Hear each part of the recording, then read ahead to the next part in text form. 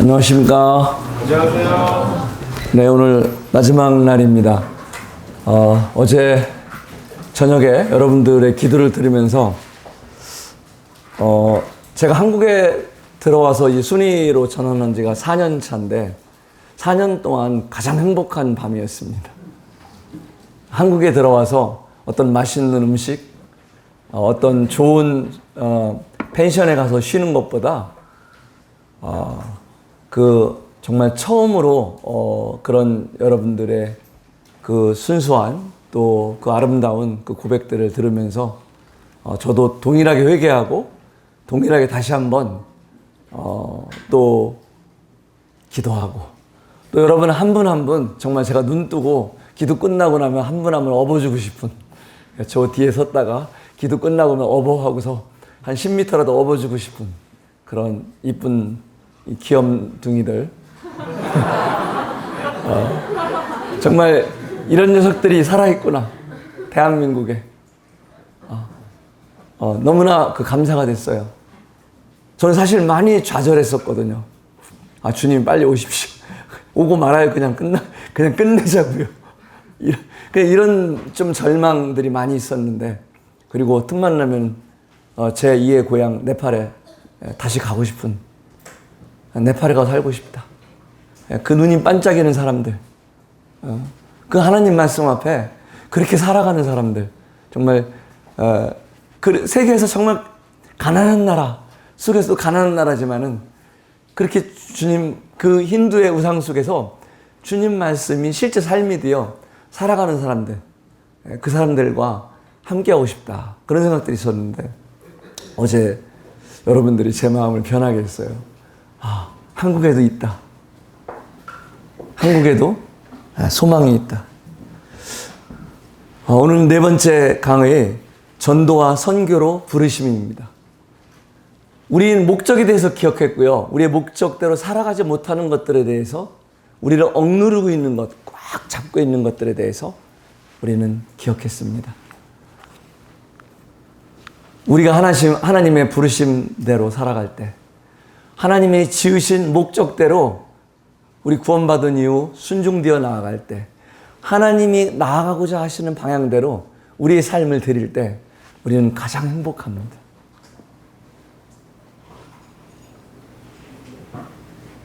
죄는 여러 원어가 있지만은 그 중에 이 하마르티어라는 원어는 이 관역 밖에, 타겟 밖에, 목적 밖에, out of target, out of purpose 라고 표현합니다. 그럼 우리가 예수 그리스도의 보혈로 말미암아 구원받았다는 것은 무엇입니까? 단순히 죄에 대한 해결이 아니라 out of purpose가 in purpose, in his target, in his purpose. 그것이 우리 구원받은 삶입니다. 그 죄사함은 우리를 구원받게 하는 하나의 문입니다. 그 죄사함, 예수 그리스도의 보혈을 통한 죄사함을 거치지 않고는 하나님께 돌아올 수가 없는 유일한 길입니다. 그 문을 들어와서 우리가 하나님 앞에 영원한 생명에 있다는 것은 영원히 죽지 않는다는 그저 시간적인 개념만이 아니라 그 영원하신 하나님, 그 영원전에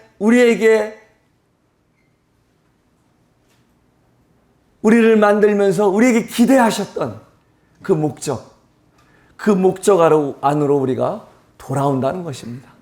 그 구원 받았다는 것은 우리 입장에서 보면은 영생을 얻었고 사망에 이르지 아니하고 하나님의 자녀가 되었고 수많은 우리는 은혜를 받은 자입니다. 그러나 하나님 앞에서 우리를 바라본다면 어떤 모습일까요? 우리는 어떻게 우리를 설명할 수 있을까요? 그래, 내가 저 녀석들 저렇게 빚었지, 흙으로 만들고 생기를 불어넣어 이 녀석들 사람이 되었는데 그렇게 지들 마음대로 살아가겠다고, 그렇게 먹지 말라는 것도 따먹고 그렇게 콧대를 세우면서 또박또박 넣고 하면서 그렇게 탑을 벽돌 한 장 한 장 쌓아가면서 나하고 비교보려고 했었던 저 녀석들. 그렇게 끝까지 심판받고도 찔찔 울면서도 또 범죄하고 또 범죄하고 그렇게 넘어지는 요 녀석들. 안 되겠다. 내가 가장 사랑하는 아들. 어쩌면 나 자신, 내가 스스로 이들을 위해서 내가 생명을 내어줘야 되겠다. 그것이 십자가의 사랑인 것입니다. 그것이 십자가인 것입니다. 그 십자가를 통해서 우리를 얻은 것입니다. In His purpose. Out of purpose가 In His purpose가 된 겁니다. 하나님의 목적 가운데 하나님이 우리가 원하시는 그 방향대로 살아갈 때 우리가 있어야 할 자리에 창조주와 우리 아버지 하나님과 함께 살아갈 때 그 있어야 할 포지션에 우리가 위치하고 있을 때 우리는 가장 행복한 존재들이고요. 우리는 가장 행복을 느낄 수 있을 것입니다. 우리의 존재의 의미를 찾을 수 있으니까. 하나님께서도 창조 목적을 우리의 삶을 통해서 보시고 가장 기뻐하실 것입니다. 어떤 결과물만이 아니라요. 오늘 네 번째 강의는 이런 하나님의 땅끝까지 이르러 내 증인이 되리라고 말씀하셨던 그 십자가의 복음, 그 복음을 통해서 다시 잃어버린 하나님의 그 목적 안에 잃어버린 영혼들을 한 명도 멸망시키지 않고 온 세계 저 구석구석까지 들어가서 그들을 건져내는 삶을, 그들에게 나는 예수 그리스도를 믿는 사람이라고 증인이 되는 삶을 살아가라고 그 분부하신 그 전도와 선교의 주제에 대해서 오늘 마지막 시간 나눠보고자 합니다. 우린 전도와 선교가 무슨 차이가 있지? 네. 좀 생각해 볼 필요가 있습니다. 이거는 그 학자에 따라서 좀 다르게 구분할 수 있는데 저는 이렇게 개인적으로 쉽게 구분합니다. 전도는 이 에반젤리즘이라고 해서 일반적으로 복음을 전하는 것입니다. 특징이 있는데 대부분 동일 문화권에서 영혼 구원을 목적으로 하는 것이 이 전도입니다. 선교는 미션 혹은 미션인데 복음을 전하는 복합적인 사역을 말합니다. 일반적으로 타문화권에 더 집중하고요.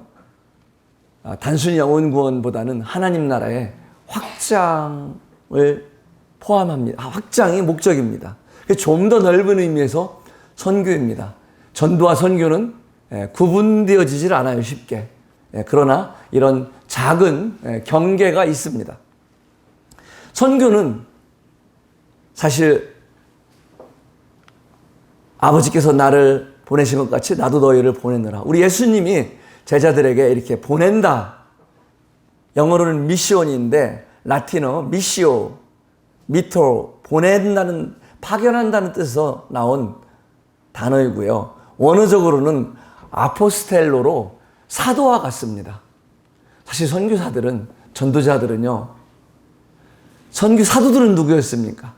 저는 선교사인데 성경에 선교라는 말, 선교사가 없다는 말에 충격을 받았어요. 이거 뭐지? 우리 모임이 명색이 성경대로, 우리 브래들린의 중요한 컨셉이 성경대로라는 말을 많이 하는데 이거 뭐지? 선교사가 성경에 안 나와 있잖아. 내가 성경에 안 나와 있는 것을 하고 있네. 가장 하나님께서 보내셨다는 것, 이 보냈다는 말에 가장 유사한 말이 사도입니다. 선교사는 이 아포스텔로라는 사도의 말과 유사한데요. 이 아폴스톨로스, 이 사도는 헬라어인데 헬라어 이 사도는 보냄을 받은 자라는 뜻으로 신약 성경의 사도와 동일한 단어입니다. 그래서 이 선교사와 이 보냄을 받은 자라는 부분을 동일시 여길 때 선교사와 가장 유사한 말이 성경의 사도입니다. 사도는 누구입니까? 교회의 기초를 세우는 사람입니다. 복음을 전하는 사람이고요. 교회의 기초를 세우는 사람이에요.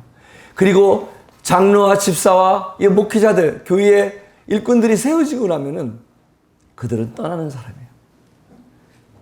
그들은 이름도 없이 사라지는 사람이에요. 전도자는요, 선교사는 자기가 전도한 교회에 대해서, 자기가 전도한 열매에 대해서 그렇게 사라져줘야 하는 사람입니다. 어쩌면 이 땅에서는 슬퍼요. 내가 저렇게 얼마나 저 영혼 구원하기 위해서 정말 열심히 만나고 저 고집필 때 열심히 전했는데 내가 사라져줘야 되는구나. 그리고 그 안에 예수 그리스도께 이양을 하고 떠나는 것입니다.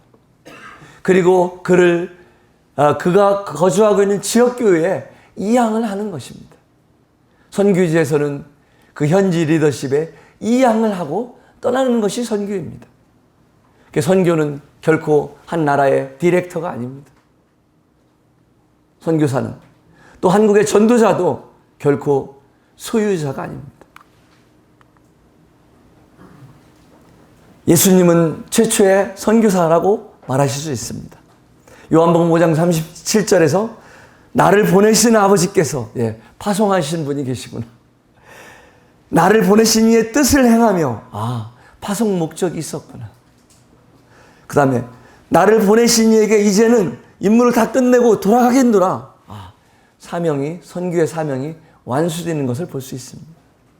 그리고 요한복음 14장 16절에 그가 또 다른 보혜사를 너희에게 주사 영원토록 너희와 함께 있게 하리라. 선교지를 이양을 합니다. 우리 전도도 마찬가지입니다. 한 영혼이 구원받고요, 예수 그리스도를 구주로 영접하고 신앙의 삶을 시작하면은 그분을 주와 말씀께 의탁하는 것입니다. 더 이상 전도자가 계속해서, 물론 초기에 어떤 양육을 도와줄 수 있지만은 계속해서 그를 책임져 주는 것이 아니라 주와 말씀께 그들을 맡기고요, 지역교회에 그들을 맡기는 것입니다. 그리고 나에게 고마워하지 말고 평생 나를 잊지 마. 그게 아니라 그래, 이제는 주님을 너의 주인으로 모시면서 그렇게 살아가야 된다. 선교사도요. 저는 네팔에 제가 이가 있는 6개, 속해 있는 6개 모임에 그런 부탁을 했어요. 이번에 이제 12월 말에 가면은 은퇴식을 하고 올 겁니다. 21년의 이제 삶을 정리하게 됩니다. 지난 6월에 가서 학교를 그토록 정말 우리 사랑하는 눈이 똘망똘망한 녀석들, 그 녀석들 820명 아이들을 네팔 정부에 이양을 했습니다. 우리 네팔 현지 형제들, 이사들에게 이양을 했습니다. 지금도 보고 싶습니다. 그 녀석들과 있으면 시간 가는 줄을 몰라요. 제 38살에 가서 59, 21년에 제 청춘을 보낸 곳인데 이양을 했어요.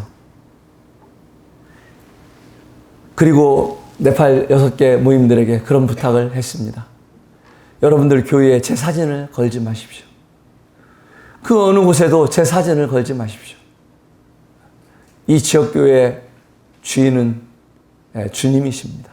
저는 여러분들에게 복음을 전하고 여러분 교회를 세우는 일을 했지만은 저는 사라져야 하는 사람입니다.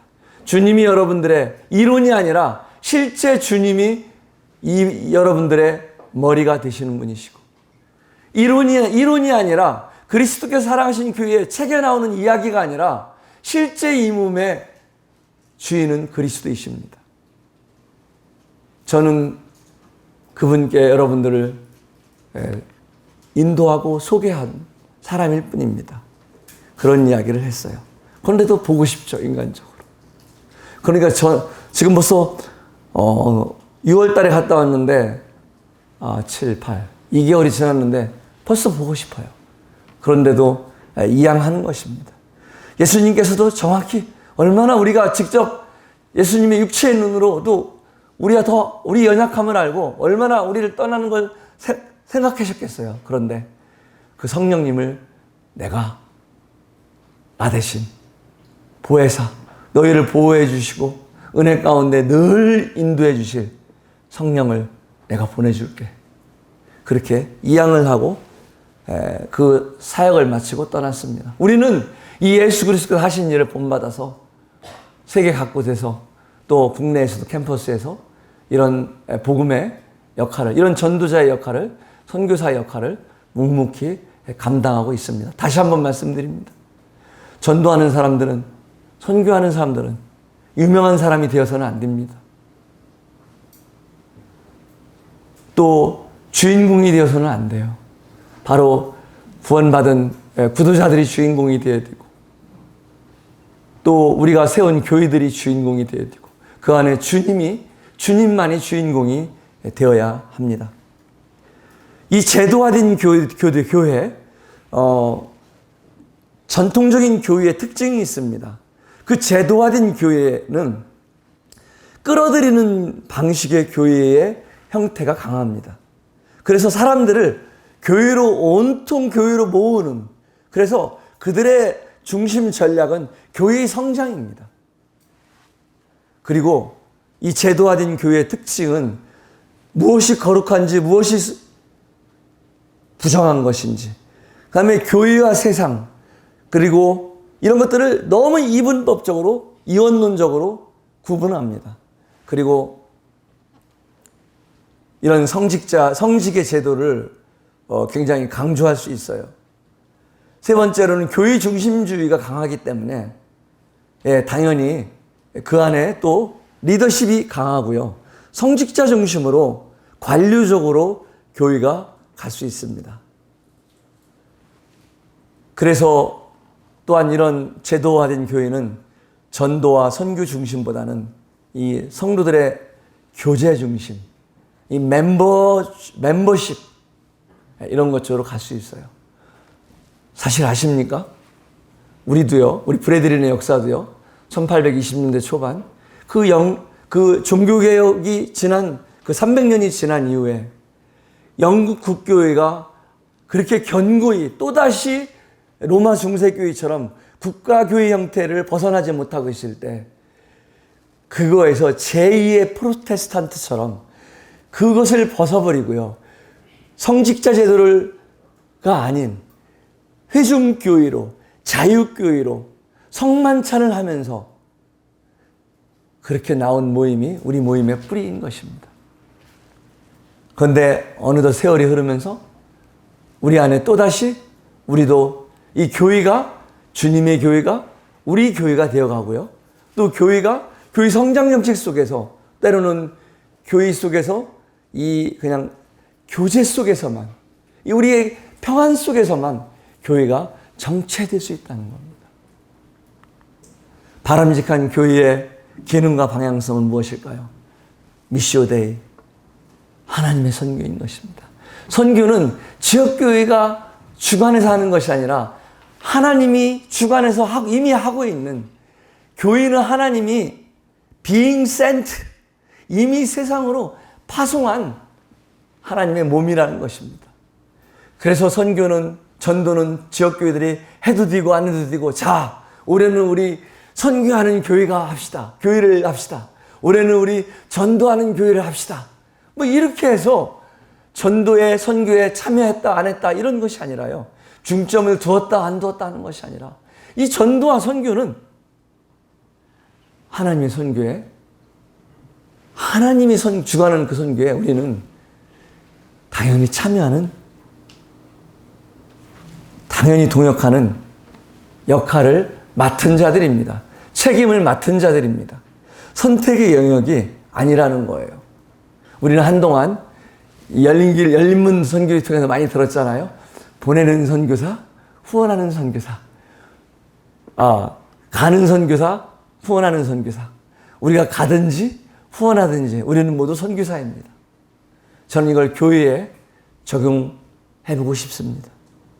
우리는 전도와 선교는 우리 교회의 선택의 영역이 아니고요, 강조점을 두었다 안 두었다, 올해의 표어로 두었다 안 두었다 할 수 있는 영역이 아니라는 겁니다. 우리는, 교회는 이미 이 땅에서 그 역할을 감당해야 할 부분을 책임을 갖고 있습니다. 성경의 선교는 구약은요, 창조부터 어떻게 타락했는지, 그리고 그 그리고 약속의 성취, 메시아가 오기까지 하나님은 족장시대 아브라함과 이삭과 야곱을 거쳐서, 그리고 그 전에 철저한 노아의 홍수와 바벨탑 사건을 통해서 철저한 인간들의 실패를 하나님께서 또 회복하시고, 심판하시고 회복하시고, 족장시대를 거쳐서 이스라엘 백성들을 선택합니다. 그래서 구약의 선교는 이 이스라엘 백성을 선택해서 점점 메시아를 중심으로 좁혀져가는 선교입니다. 여러 가지 모양으로 말씀하셨던 하나님, 히브리서 1장 1절에 결국은 메시아를 향하여 마지막 말라기 선지자까지 메시아를 향합니다. 우리 그리스도를 향해요. 그리스도가 온 이후에는 이제는 그런 구심적 선교가 아니라 흩어지는, 그다음에 원심적 선교가 시작되는 것입니다. 우리는 예루살렘부터 머물려고 했습니다. 가기 싫어요. 얼마나 좋았든지 매일 모였습니다. 매일.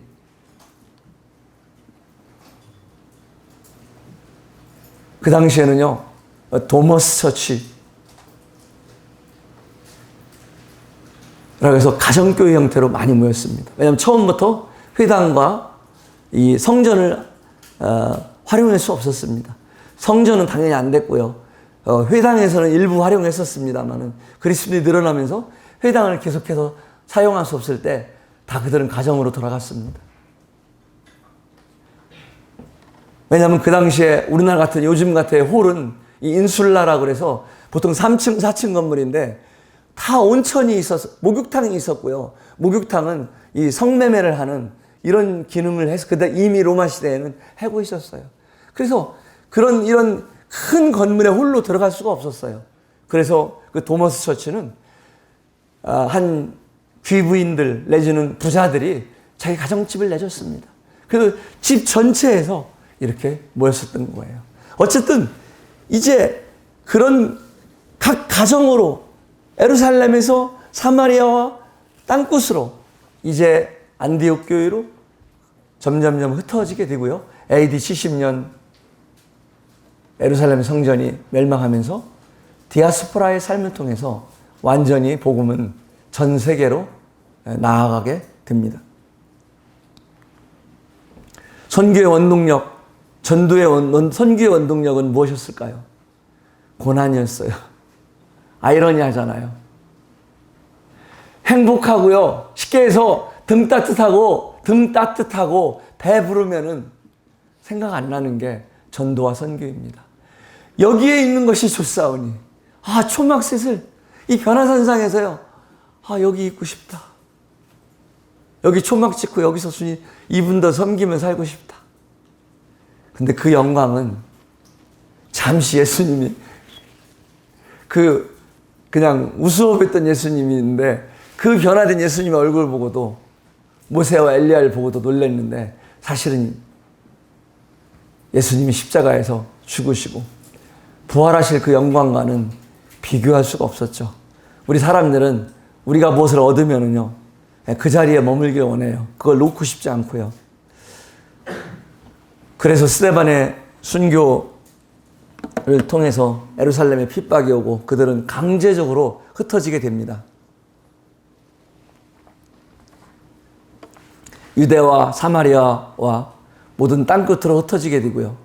또 유대인에서 이방인들에게 사도행전 15장을 계기로 확산이 되고요. 복음이. 그리고 교회가 확산이 되고 AD 70년에 예루살렘이 멸망되면서 이제 로마 시대로 들어가고 로마 시대의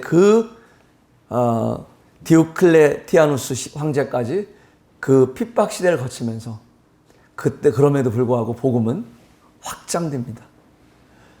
로마 시대의 10대 박해는 고난의 시기만이 아니었습니다. 잃어버린 시간이 아니었어요. 신앙의 순수성을 보존하게 했고요. 그들의 신앙을 견고하게 해서 그들의 삶을 오히려 신앙인의 삶을 살게 했어요. 그래서 그 전염병, 지난 첫 시간에 말씀드렸던 것처럼 전염병이 걸렸을 때, 2차례 전염병이 온 로마를 휩쓸을 때도 그리스도인들은 그들을 위해서 희생을, 자기 몸을 아끼지 않았습니다. 313년에 로마 시대의 313년에 밀란 칙령을 통해서 기독교가 공인됩니다. 공인되면서 그리고 380년에 국교화됩니다. 공인되면서 사실은 기독교의 핍박은 땡 끝나게 돼요. 그런데 공인 시점에서 우리 말씀드렸잖아요. 약 로마 인구가 5천만 명이었는데 500만 명. 너무 놀랍잖아요. 이미 5천만 명 중에 500만 명. 심지어는 로마 황제들의 친척까지도, 가족까지도 기독교인이 되어가고 있었던 거예요. 더 이상 핍박으로는 기독교를 막을 수 없는 상황. 그러자 기독교를 공인하자. 밀란 칙령을 통해서 공적으로 인정합니다. 그리고 380년에는 아니야, 아예 국교화해버리자. 기독교 외에 다른 걸 믿으면 안 된다. 국교화했습니다. 그러자 불과 한 60, 70년 사이에 1000만 명, 500만 명이었던 기독교인들이 1500만 명이 돼가요. 불과 60, 70년 만에 500만이 1500만으로 늘어납니다. 이건 어떤 현상일까요? 참된 기독교인이었을까요? 아닙니다. 그렇습니다. 기독교가 공인화되고요, 국교화됐을 때 급속도로 드는 1000만 명은 우리가 아는, 우리가 존경하는 그런 참된 신앙을 가진 기독교인들이 아니었습니다. 대세의 흐름에 야합하는, 다는 아니었겠지만 주류가 기독교의 부패에, 그것은 기독교의 확장이 아니라 부패에 시작했습니다. 여러분, 이 중요한 사건입니다. 우리가 전도하지 않으면은, 우리가 선교하지 않으면은 어떤 국가 시스템이나 공권력에 의해서는 기독교는 확장될 수가 없습니다. 그건 썩어지는 거예요. 기독교 인구는 늘어날지 모르지만은 그들은 기독교 종교인들만 늘어나는 거고요. 기독교 정치인들만 늘어나는 거예요.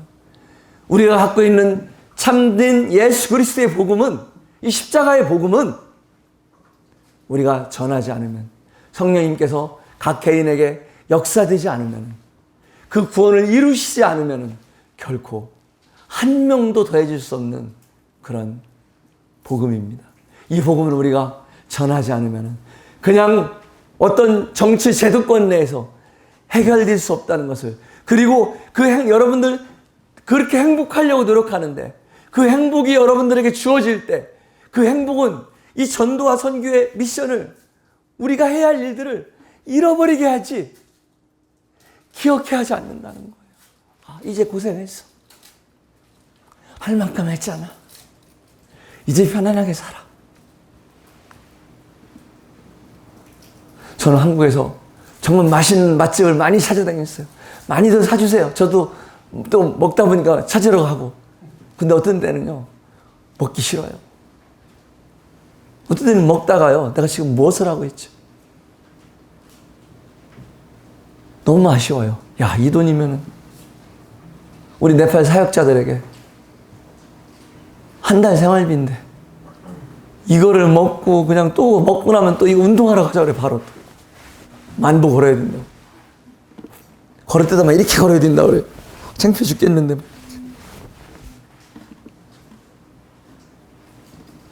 내가 그랬어요. 야, 모순이다. 먹고 또 왜 이렇게 하냐. 아니야, 비워야 또 먹죠 그래. 물론 우리 나이 때 되면은 건강 관리를 해야 됩니다. 건강이 소중한 겁니다. 근데 우리가 행복하고요, 여러분들이 그 이루려고 했던 그 위치, 사회적 위치, 그 사회적 그런 어떤 포지션, 사회적 위치, 사회적 재물, 사회적 명예, 그걸 다 얻었을 때 여러분들은 이걸 기억할까요? 여러분 그 있는 곳에서 머물기를 원할 거예요. 나름대로 저 하고 있잖아요.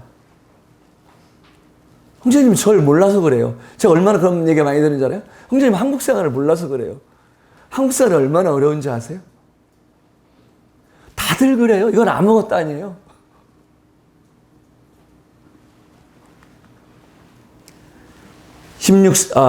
종교개혁이 그렇게 기독교는 암흑의 중세시대를 지나면서 쌓이게 되고요. 그 복음은 거의 중단되게 됩니다. 그리고 1517년에 꽝! 이 청천벽력과 같은 종교개혁의 마틴 루터나 이런 몇 명 종교개혁학자들에 의해서 시작됩니다. 사실은 마틴 루터는 성공한 사람입니다.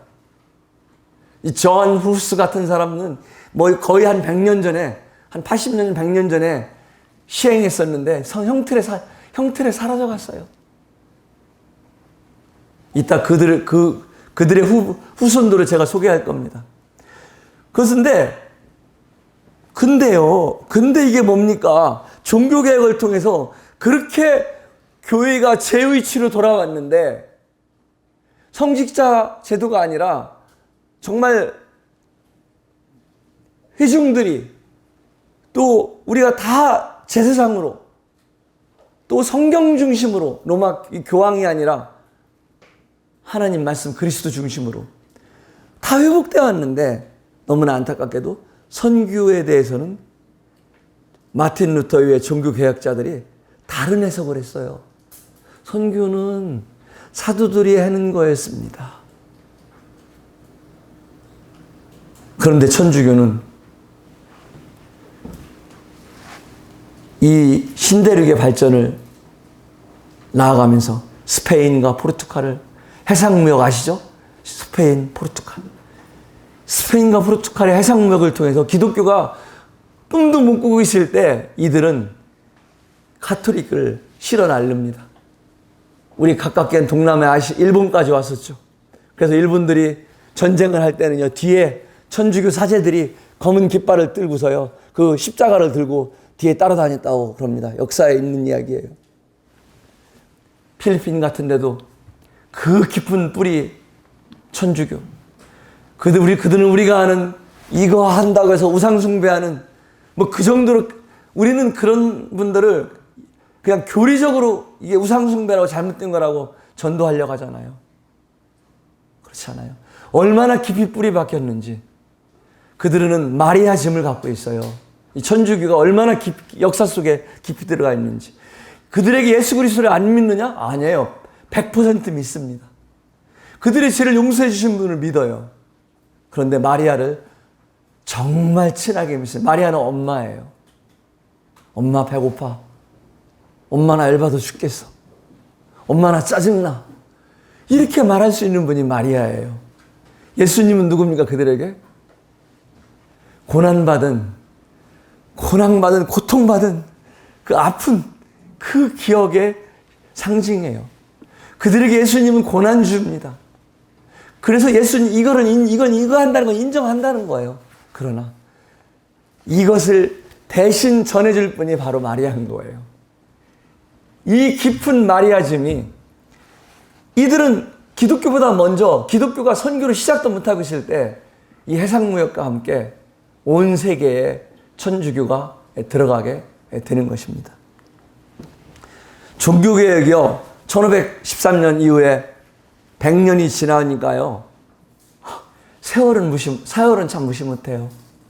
이 종교개혁이 이성 중심의 시대로 바뀌어버리는 거예요. 구호로만 남은 거예요. 얼마나 좋았습니까? 오직 성경으로, 오직 믿음으로, 오직 은혜로. 이렇게 이 종교개혁의 구호들도 100년이 흘러가고요. 선교를 안 하니까, 자, 무엇을 안 하니까? 선교를 안 하니까. 여러분, 전도와 선교를 하지 않으면은 여러분들이 갖고 있는 우리가 소중하다고 생각하는 그 교의 진리는 구로만 남고요, 지식으로만 남을 수 있다는 게 놀라운 우리에게 주는 교훈이에요. 그 중세 암흑기를 거쳐서 수많은 목숨을 대가로 그 얻은 종교개혁이었는데 불과 100년이 지나면서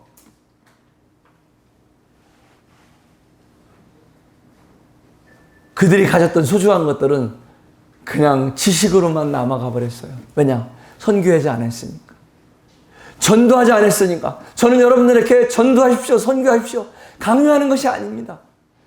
여러분 주권을 주기 위해서 갈라디아 2장 20절을 외운다고 해서 그 삶이 사라지는 게 아니에요. 굉장히 어려운 부분 같지만은 제가 오늘 굉장히 큰 솔루션을 여러분에게 제안하고 있는 것입니다. 전도하고 선교하라는 것입니다. 전도의 삶, 선교의 삶은 살으라는 것입니다. 그러면 그 삶을 살아갈 때 그 삶이 여러분들을 지식이 내가 그리스도와 함께 십자가에 죽었고 연합되었고 그리스도가 오시는 날을 완전한 몸으로 부활하실 것이고 이런 지적 영역이 아니라 여러분 삶을 이끌어가는 원동력이 된다고 확신합니다. 저도 여러분들보다 더 형편없는 자들이었어요. 저는 대학생활 때 CCC를 저는 모임생활을 안 했습니다. 1학년 때는. 2학년 때부터 이제 우리 모임에 들어왔는데 대학 1학년 때까지만 해도 CCC에서 활동했어요. 성결교회를 다녔었고요. 구원의 확신도 없이도 그렇게 대학 시절을 시작한 사람입니다. 여러분들은 이미 예수 그리스도를 구주로 영접하고 대학생활을 시작한 사람들입니다. 그런데 여러분들이 갖고 있는 지금 갓 구원받은 그것들, 나는 구원의 확신이 있어? 그런 것들 그냥 이대로만 살아가면은 여러분 맨날 주님 오실 때까지 회개하고 넘어지고 회개하고 다시 돌아오고 넘어지고 회개하고 돌아오고 그렇게 가면 여러분 세월이 다 지나갈 수도 있습니다. 여러분 삶을 바꿀 수 있습니다. 전도와 선교의 삶에 여러분 들이십시오. 종교개혁의 그 로마 중세 시대를 깨뜨린 그 망치보다 더 힘이 셌던 그 망치도 100년을 넘기자 이단들이 득실득실했습니다. 교단들이 뭐 싸워서 교단을 만드는 게 아닙니다. 교단들도 그들 이단 속에서 그들의 신앙에 신조를 정립하기 시작했어요. 이거 큰일 났다. 이단들로부터 우리가 믿는 것이 무엇인지 우리가 정립해 나가야 되겠다. 그래서 교단들이 만들어집니다. 하나님께서 선교를 이렇게 잠자고 있을 때 천주교는 막 무역선을 타고 이 아시아로 이 인도로 또 일본까지 막 들어가고 있을 때 그렇게 기독교는 잠자고 있을 때 하나님께서 다시 선교를 깨운 이들은 이 독일에는 할레 대학이 있습니다. 그 할레 대학을 세운 그 경건주의자들 이 슈페너 혹은 스페너라고 하는데 슈페너, 프랑케 이 두 지도자가 있었던 할레 대학에서 하나님 선교사들을 보냅니다. 저는 그렇게 생각했습니다. 그렇구나. 누가 맨 먼저 이 선교를 깨웠는가? 결국은 온전한 복음의 진리를 갖고 있는 사람들이었고요. 두 번째로는 경건한 사람들이었습니다. 이 독일의 할레 대학은 유럽 경건주의 복음운동과 18세기 해의선교 운동의 시작점이 되었습니다. 그래서 슈페너와 프랭클을 통해서 약 60여 명의 선교사가 파송된 곳입니다.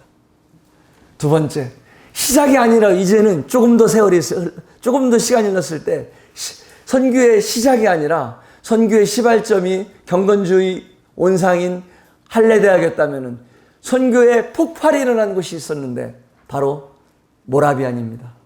이 모라비안은 종교개혁이 일어나기 전에 약 80에서 100년 전에 훨씬 전에 이 로마 카톨릭이 잘못된 것을 주장하다가 이교자로 몰려서 화형당한 존 후스라는 그런 종교개혁자의 제자들이었습니다.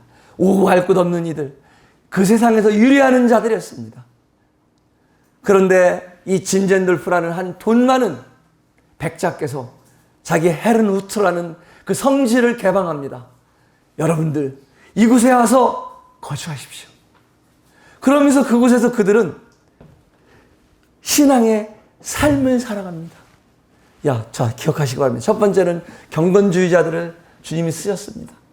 선교의 폭발은 신앙을 삶으로 살아가는 사람들을 쓰셨습니다.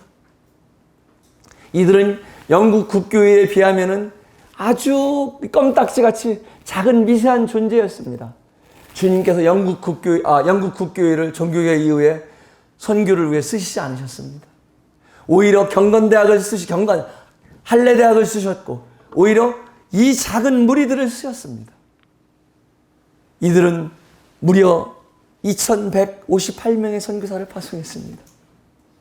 놀랍지 않습니까? 이는 모라비안 교도들의 12명 중에 1명이 선교사로 파송된 것이었습니다. 그리고 윌리엄 캐리가 이어집니다. 윌리엄 캐리는 처음으로 선교회를 만든 사람입니다. 침례교 선교회를 만들었어요. 그리고 또 하나 더 처음으로 이거를 연구 논문을 통해서 이교도 개종에 대한 크리스찬의 의무에 관한 연구를 통해서 선교는 사도들의 역할이 아니라 모든 사람의 책임임을 처음으로 세상에 학문적으로 선포한 선교사이자 학자입니다. 윌리엄 캐리를 그래서 근대 선교의 아버지라고 합니다. 이런 선교를 통해서 더 선교가 확장되게 됩니다. 그런데 이 영국 선교가 어떻게 미국으로 왔을까요? 오늘 이것들이 이 네 번째 수업의 하이라이트입니다. 눈을 부릅뜨시고 눈에 핏줄이 생기도록 한 번만 한 10분만 좀 인내해 주시면은 여러분들 정말 이 하이라이트를 얻어가실 수 있습니다. 이 하이라이트의 말씀이 여러분들의 생명이 되어서 여러분 생애를 주관할 것입니다.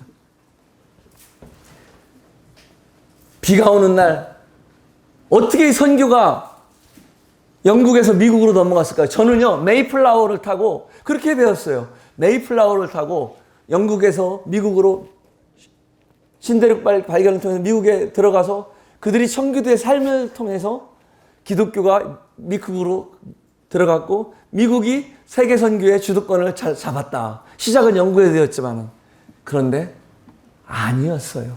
제가 선교학을 공부해 보니까요. 선교를 공부해 보니까 아니었어요. 그들은 땅을 개척하고 농사를 지으면서 밥 먹을 때 기도하고 하나님께 기도하는 그런 삶은 살았어요. 그런데 실제 전도와 해외 선교는 생각지도 못하고 있었어요. 그 해외 선교를 생각하는 사람들은 교회 지도자들이었을까요? 아니에요. 목사님들이었을까요? 아니에요. 학생들이었어요.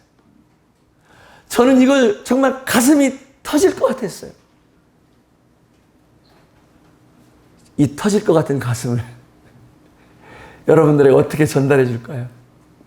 그걸 고민하다가 어제 밤에 더 늦게 잤어요.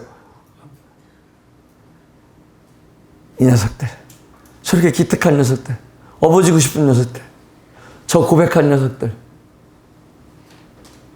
어떻게 이 비전을,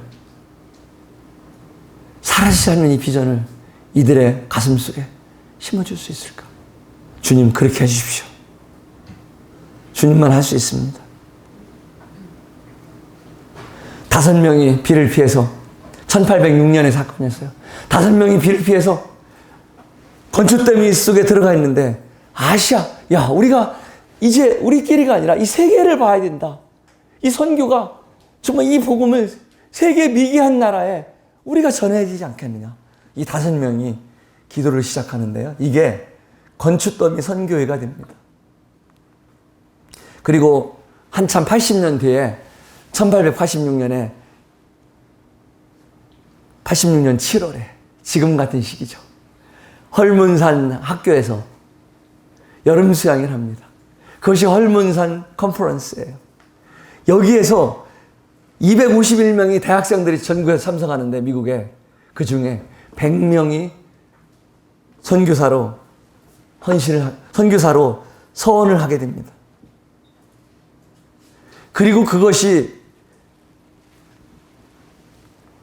2년 뒤에 1888년 스튜던트 바런티어스 무브먼트라는 학생 자원운동으로 발전됩니다. 이 학생 자원운동을 통해서 미국 선교에 가장 위대한 학생 선교 운동으로 연결됩니다. 학생 자원 운동엔 두 축이 있었습니다. 하나는 피어선 박사예요. 하나는 이 유명한 전도자 D.L. 무디였습니다. 하나는 선교사이자 선교 행정가였던 피어선 박사는 한국에도 들어옵니다. 직접 한국에 와서 지금의 평택대학에 옛날에 피어선 신학교를 세웁니다. 그리고 이제 이 학생 자원운동을 턴을 이어받은 게 존 루트라는 선교사입니다. 이 존 루트가 이 학생 자원운동을 이끌면서 사실 19세기 말 20세기 초에 한국을 비롯한 아시아 지역에 온 대부분의 미국, 캐나다, 호주 출신의 선교사들은 이 학생 자원의 운동을 영향을 받은 사람들이었다고 합니다. 여러분, 주님께서 대학생들을 쓰셨어요.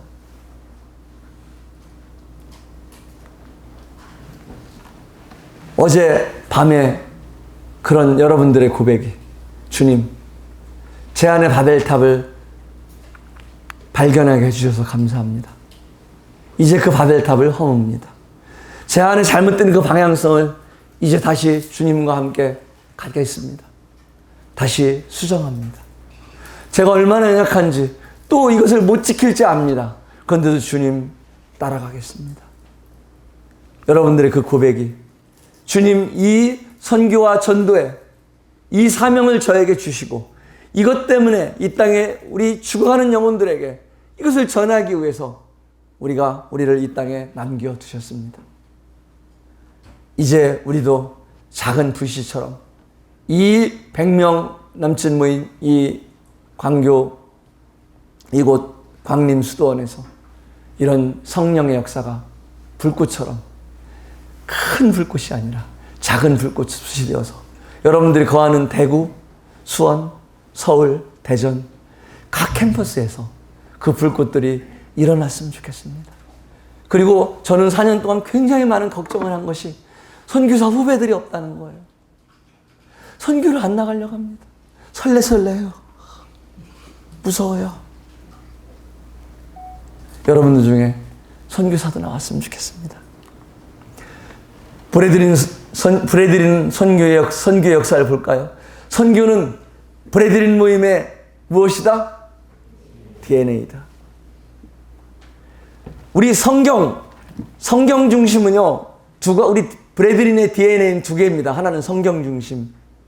또 크게 말하면 이제 그 바이블 센터드라고 합니다. 바이블 센터드. 크라이스트 센터드. 그리고 바로 이 미션 포커스입니다. 포커스 온 미션. 선교 중심입니다. 선교는 브래드린 모임의 DNA 중에 하나였습니다. 안토니 그로버스 형제님. 이분은 그리스도인 형제단의 다비 쪽보다는 이런 오픈 쪽에 있습니다. 우리가 믿고 있는 이런 교리들, 우리가 실행적으로 갖고 있는 많은 교리들이 이 그로버스 형제님이 선교사로 나가는데 불구하고 이분의 영향을 우리가 굉장히 많이 받았어요. 이분은 치과 의사였어요. 그렇게 시시하게 그냥 힘들게만 사는 사람은 아니었어요. 치과 의사였는데 초기와 같이 그걸 버리고요. 그 바그다드로 떠납니다. 3년 만에 아내를 잃어버리고요. 그는 인도로 또 떠납니다. 이런 시작, 우리 브래드린 모임에 떼어서 성만찬만 나누는 게 역사가 아니에요. 동시에 성만찬을 나누면서 모임이 시작되면서 선교를 시작했다니까요. 선교는 훗날에 어떤 성숙된 사람들이, 정말 자격 있는 사람들이 우리 미래의 다음 세대에 가야 할 일이 아니에요. 그리고 허드슨 테일, 어느 한 형제님이 지금 박사 논문을 쓰고 있습니다. 이제 곧 여기 참석하신 한 형제님의 아버님이에요. 그 아버님이 박사 논문을 쓰고 계신데 우리 모임의 역사에 대해 쓰고 있어요. 그 박사 논문을 쓰면서 이걸 발견했어요. 그분이 헐교회에 참석했다는 것. 그 헐교회가 브래드린 모임이라는 것. 거기서 침례받고요. 거기서 파송됐어요. 그 자료들을 다 찾아냈어요. 우리는 허드슨 테일러가 우리 모임의 형제님인 걸 아마 우리와 교류한 거는 조지 밀러와 교류한 정도는 알고 있지만은 직접 우리 모임 파송이라는 거는 우리는 모르고 있었어요. 저는 중국에 가서 의아했어요. 어떻게 이 CIM이라는 중국 내지 선교회, 허드슨 테일러의 선교회에 우리 모임에서 3명이나 파송했었을까? 답이 나왔어요. 아, 이분도 헐 모임 파송이라는 거. 물론 중국에 가서는 그분은 어떤 교회의 형태도 띠지 않았습니다. 그분은 또 내지 중국 현지 선교회를 창립하였고 선교회를 의지하지 않고 주님만 의지하면서 그런 선교를 한 분입니다. 짐 엘리엇보다도 우리는 짐 엘리엇이 우리 모임 선교사라고 하면 일반 교단에서 어느 모임이세요? 그러면 어느 교단이세요? 그러면 쭉 얘기하다 보면 짐 엘리엇만 얘기하면 다 알잖아요. 허드슨 테일러 이야기하면 다 아는 게 아니라 존경하죠. 여러분 자부심을 가지세요. 우리의 DNA는 뭐라고요? 선교입니다. 우리가 선교 전도하지 않으면은 맨날 교단이 어디냐? 왜 너네들은 이거 썼냐? 아, 그게요. 고린도서 1장에 보면은 1820년대 아니 그래서 무슨 교회냐고. 브래드린 왜 그렇게 움츠리고 삽니까? 전도하고 선교하지 않기 때문에 그렇습니다. 우리의 DNA를 찾지 못하기 때문에 교리적인 것만 계속 공부하고요. 옳고 그르만 계속 찾다 보면은 서로 한계가 있거든요. 지식은 한계가 있습니다. 이게 지식인 줄 알았는데 어느 분이 다 연구하다 보니까 이게 아니었어. 몇 장 몇 절 말씀은 원어상 보니까 이게 아니었어. 청천벽력 같은 소리 하는 거예요. 이게 아니었어. 그러면 싹 바뀌는 거예요. 한계가 있습니다. 성경 해석에는 오류가 있을 수 있거든요. 그런데 우리가 전도하고 선교하면은요, 그런 것들이 중요한 것이 아니라 전도하고 선교하면은 우리가 살아 있습니다. 여러분, 자꾸 내가 게임 안 하려고 하고요. 또 그런 걱정되죠? 나가면 어제 고백한 것이 다 사라질까봐? 걱정하지 마세요. 그거 이겨내려고 하시면 여러분 이길 수가 없어요. 그 육신을. 전도와 선교의 삶을 살아가시는 거예요. 그러면 그거 이겨집니다. 그리고 그동안 못 느꼈던 힘들 것 같죠? 해보세요. 힘듭니다. 그런데 그 힘듦 속에서 이제까지 맛보지 못했던 그 환희를 여러분 경험하실 것입니다. 그 행복을 경험하실 거예요. 오늘은 좀 내가 그동안 짧게 끝냈으니까 오늘은 좀 사용합니다. 시간. 네. 최고 피곤한 시간에. 저도 사실 밑지는 장사 할 수 없잖아요. 이제까지 양보한 게 있는데, 3시간이나 짧게 끝냈는데, 제가 하고 할 말이 없어 이렇게 짧게 끝냈겠어요? 오늘 좀 할 말 좀 하겠습니다. 에콰도르. 왜냐면 여러분 언제 다시 만날지 모르잖아요. 에콰도르에 선교하다 순교한 이 5명의 선교사들. 이들은 사실 우리 모임의 그 3명이 형제들이었죠. 우리 짐 엘리엇을 잘 알잖아요. 우리 2 형님이 여기 계시잖아요. 이 부족 선교회. 이쪽으로서 언어를 배우는 과정에서 첫 그 정착 과정에서 다 이렇게 순교를 당하죠. 그 노트가 발견됐는데 짐 엘리엇이 영원한 것을 얻기 위하여 영원하지 않은 것을 버리는 사람은 결코 바보가 아니다. 그 사건이 일어났을 때 난리가 났어요. 미국에서는. 유명한 그 일간지들이 이런 무슨 헛된 짓이란 말인가. 이것이 얼마나 이 무슨 헛된 짓이란 말인가. 이 제목으로 미국의 일간지들이 이것을 비난했습니다. 그리고 짐 엘리엇의 아내에게 찾아와서 인터뷰를 땄습니다. 한 말씀 해주십시오. 그러니까 그 아내는 화를 냅니다. 헛된 짓이라니요. 헛된 짓이라니요, 기자님. 우리 남편은요, 그것을 위해 준비한 사람입니다. 그런 이야기를 했고요. 그 아내들은 다시 그들을 그 부족마을로 가서 그 아담네 중에 몇 명은 부족마을에 들어가 섬기게 되죠. 그리고 끝내 그 부족마을에는 신약 성경이 봉헌되고요. 그리고 거기 살해에 가담했던 여러 사람들은 그 일부 사람들은 또 그곳에 목사가 되어서 그들의 교회 지도자가 되어서 또 그 부족들을 섬기고 있다고 합니다. 비행기가 착륙하자마자 다 순교당한 사람들. 왜냐하면 휘튼 대학은 명문대학이었어요. 명문사립대학이었는데 휘튼 대학의 수석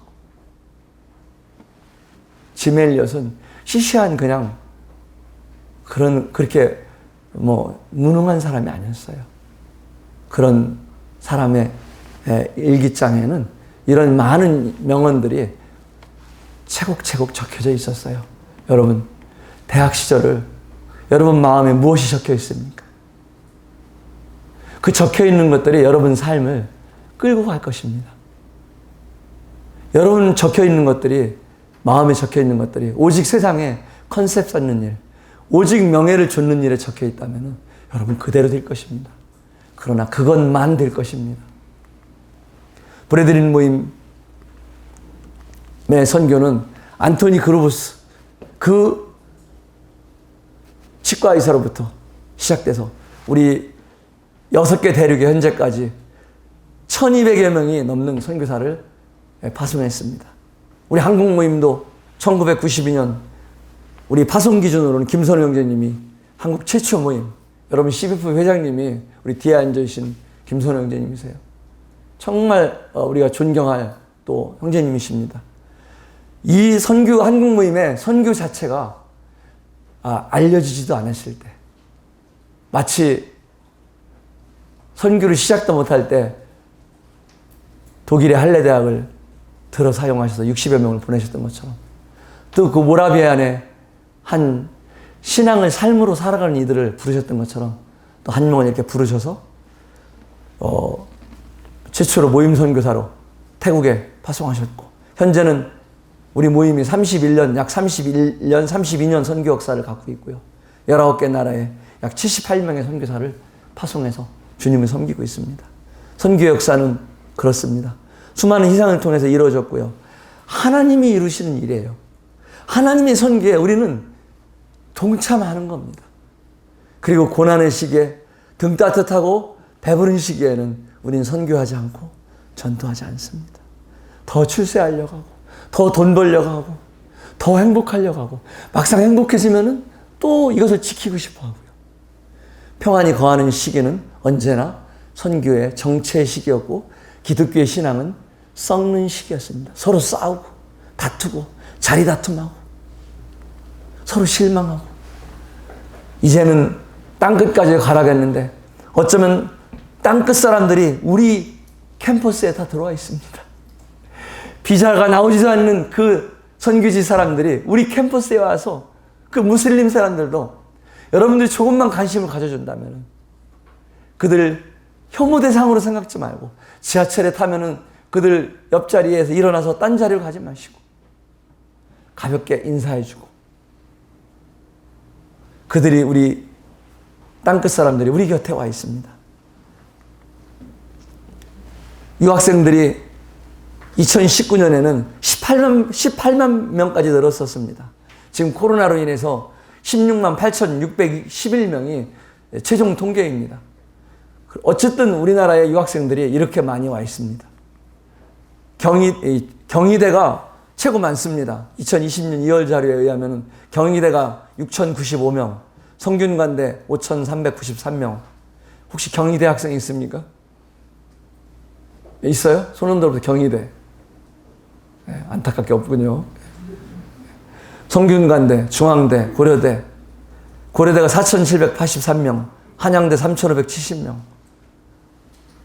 쭉 해서 우송대, 우리 대전에서 온 사람들 손 들어봐요. 대전,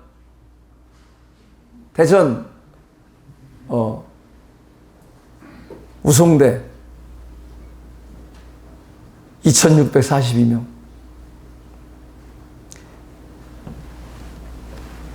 이 땅끝 사람들이 우리 캠퍼스를 거닐고 있습니다.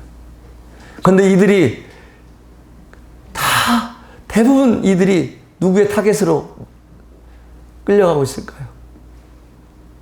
이단들, 신천지에, 그리고 일반 교단들에 의해서 기독교 종교로 바로 그들이 그냥 이렇게 끌려가고 있습니다. 캠퍼스 전도를 여러분 기도부터 시작해야 되는 겁니다. 무엇을 하려고 하지 마십시오. 우리 건축더미 선교회 봤잖아요. 5명 충분합니다. 미국을 휩쓸은 그 시작은 5명 충분해요.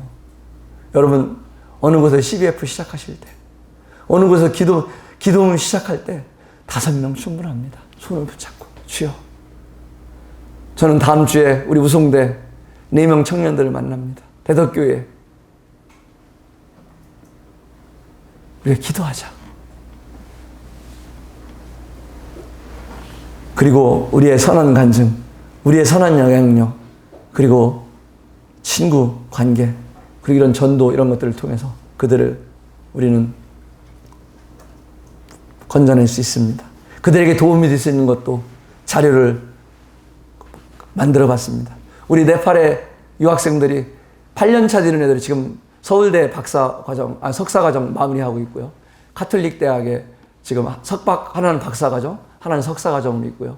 하나는 지금 GCT를 마치고 취업을 했습니다.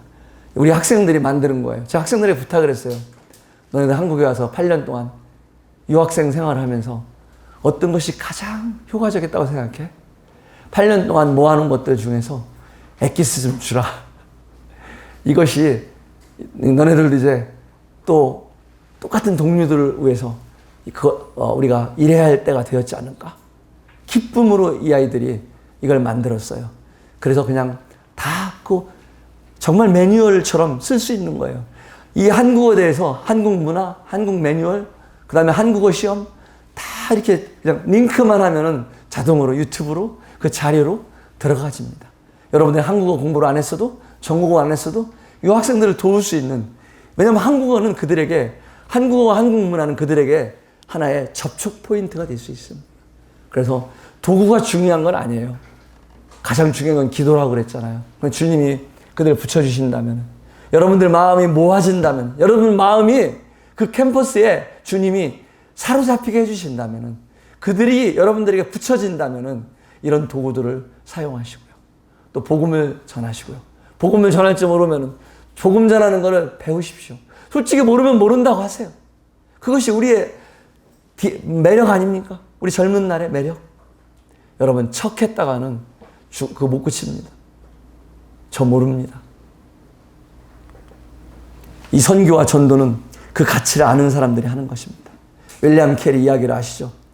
그 형은 아버지가 원하는 대로 국회의원이 되고 사업가가 되었어요.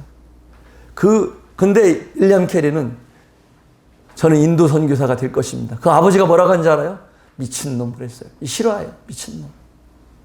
근데 그 미친놈이었던 윌리엄 캐리는 대형 백과사전에 2페이지에 걸쳐서 윌리엄 캐리에 대해 소개되어 있다고 합니다. 그런데 윌리엄 캐리 형, 그 출세한 윌리엄 캐리 형은, 조지 캐리는 단 한 줄 기록되어 있다고 그래요. 윌리엄 캐리의 형. 여러분, 우리의 기록이 이 땅에 이 소풍과 같은, 소풍원과 같은 이 땅의 삶이 어떤 삶을 정리하고 싶어요? 우리가 살고 있는 시대는 고난이 없지만 복음을 부끄러워하는 시대에 살고 있어요. 경쟁의 시대에, 내가 가난해서가 아니라 상대적인 빈곤의 시대에 살고 있어요. 태어날 때부터 경쟁하면서 태어나는 시대에 살고 있어요. 얼마나 많은 것들이 우리 마음을 빼앗는지, 그런 시대에 우리는 원튼 원치 않든 살고 있습니다. 우리가 더 큰 것을 바라보지 못하고 더 좋은 것, 더 영광스러운 것, 영원한 것을 바라보지 못하면 우리는 세상 사람들에게 휩쓸릴 수밖에 없어요. 짐 엘리엇이 멋쟁이잖아요. 정말 외모도 너무 핸섬해요. 주님 나라 가면 보겠죠. 영원한 것을 얻기 위해 영원하지 않는 것을 버리는 사람은 바보가 아니다. 주님, 그의 노트에 이런 것이 또 기록되어 있었어요. 주님, 성공하게 하소서. 높은 자리에 오른다는 것이 아니라 제 삶이 하나님을 아는 가치를 드러내는 전시품이 되게 하소서. 하나님, 제가 감히 하나님께 기도합니다. 이 부족한 나의 나무 토막 같은 인생에 주여 불을 붙여 주소서. 제가 주를 위해 탈 수 있도록 나의 삶을 주께서 소멸시키십시오. 이 몸은 주의 것입니다. 나는 오래 사는 것을 원치 않습니다. 완전하고 풍성한 삶을 원합니다. 바로 주님과 같이. 그리고 나이 30에 떠났어요. 기도하겠습니다. 아버지 하나님, 감사합니다. 어제 우리 사랑하는 주의 자녀들, 주의 청년들의 고백을 받으신 걸 기억하며 감사합니다. 그 입술로 마음으로 드린 그 고백을 다 들으시고 얼마나 기뻐하셨을지 또 감사드립니다. 또 같이 참석했던 자매들의 마음의 또 소원도, 마음의 기도도 주님 같이 받으신 것 기억하며 감사합니다. 또 자매들이, 그 형제들이 그 노트에 적어놓은 몇 구절들도 이제 캠프에 돌아가면은, 캠프를 마치고 돌아가면 다 잊혀질지 모르지만은, 이 캠프북은 사라지겠지만은, 아버지 하나님, 이 적은 것들이 이렇게 윌리엄 캐리의 루트와 같처럼, 짐 엘리엇의 노트처럼 그런 마음에 적힌 노트가 되게 해주셔서 아버지 하나님, 그런 삶을 살아갈 수 있게 도와주시옵기 원합니다. 그에 대해 디도가 그런 삶을 살아낸 것처럼, 그런 삶을 살기 위해 그곳에 머무른 것처럼 저희도 이 땅에 살아가면서 그런 전도와 선교의 사명을 감당하며 아버지를 영광스럽게 하는 그런 삶을 살아낼 수 있도록 주님 도와주시옵기 원합니다. 그런 것들이 저희 삶을 통해서 계속해서 나타나게 해주시고, 또 주님이 또 영광 받아 주시옵소서. 그 건축더미에서 모였던 5명을 오늘 기억했습니다. 또 그 헐몬산 학교에서 200여 명이 모였던 그 여름 수양회를 또 기억했습니다. 아버지 하나님, 오늘 이제 캠프를 저희들 마쳐가고 있습니다. 도와주셔서 이 캠프를 통해서 말씀하신 아버지 하나님께서 그 말씀들을 계속해서 역사해 주셔서 이들의 생애 가운데 역사해 주셔서 정말 우리 믿음의 선배들보다 더 큰 일들을 이 전 세계에서 이룰 수 있도록 하나님 이들을 사용해 주시옵기 원합니다. 주님께 여기까지 인도해 주신 4시간의 말씀과 또 2시간의 특강 시간을 인도해 주신 주님 감사드립니다. 우리 주 예수 그리스도 이름으로 기도를 드립니다. 아멘. 네, 감사합니다.